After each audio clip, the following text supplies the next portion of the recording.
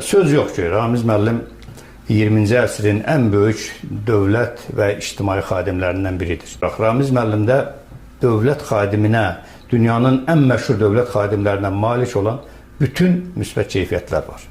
Dövlət xadimi ilk növbədə necə olmalıdır? Qlobal düşüncəli olmalıdır.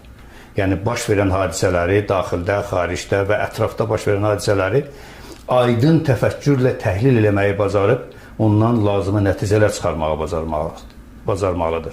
Bax, bu Ramiz müəllimdə qeyd olunmalı və yəqin ki, gələcəkdə də həm onun haqqında yazılacaq kitablarda, Ramiz müəllimin haqqında danışılacaq məclislərdə də bu keyfiyyət yəqin ki, dəfələrlə qeyd olunacaqdır. Ramiz müəllim bir dövlət qulluqçusu kimi, administrasiya rəhbəri kimi təkcə idarə etmirdi. Həmçinin administrasiyada işləyən insanları, o cümlədən biz şöbə müdürlərini gündəlik demək olar ki, təlimləndirirdi. Bu və ya digər məsələlərlə bağlı bizi öyrədirdi. Necə işləmək lazımdır?